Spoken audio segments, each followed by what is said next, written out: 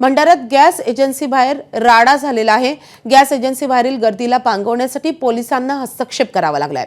Gas सिलेंडरसाठी पहाटेपासूनच नागरिकांच्या मोठ्या रांगा लागलेल्या होत्या आणि त्या दरम्यानच वादातून हा सगळा राडा समोर आलाय। तर यामध्ये पोलिसांना अखेर हस्तक्षेप करावा लागलाय।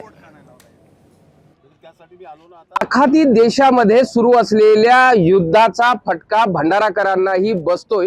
भल्या पहाटेपासून नागरिक आपले सिलेंडर घेण्यासाठी आलेले असताना आता त्यांना वेळेवर सांगण्यात आलं की इथे सिलेंडर नाही। त्याच्यामुळे एक रोष इथे नागरिकांमध्ये बघायला मिळत आहे। माझी मुलगी आणि माझे जावई काल या ठिकाणी आलेले होते गॅस सिलेंडरसाठी। त्यांना या लोकांनी सिलेंडर दिलेला नाही म्हणून मी आज पहाटेच्या 4 वाजेपासून लाईन मध्ये सिलेंडर घेऊन आलेलो आहे। या लोकांनी अशी दिशाभूल केली की 4 वाजेपासून आल्याच्या नंतर सुद्धा मला त्याचं काही पता न चालता या लोकांनी जस्ट 8 वाजे सुद्धा त्या लोकांनी येऊन इथं सांगितलं की सिलेंडर अवेलेबल नाही आहे। माझं बुकिंग मी 5 तारखेला 5 मार्च पासून माझं बुकिंग केलेलं आहे, परंतु आजपर्यंत मला सिलेंडर मिळालेलं नाही। घरपोच तर मिळतच नाही। इथे रांगेत उभं राहून सुद्धा स्टॉक नाही आहे म्हणून सांगितलं जातं। मी पण इथे 4 वाजतापासून लाईन मध्ये लागलेली आहे आणि इथे सिलेंडरचा स्टॉक नाही आहे हे आम्हाला माहितही नव्हतं। एजन्सीमध्ये जाऊन आम्ही बघितलं तर त्यांनी म्हटलं इथे सकाळी तुम्ही या, तुम्हाला सिलेंडर मिळेल 8 वाजता आले की,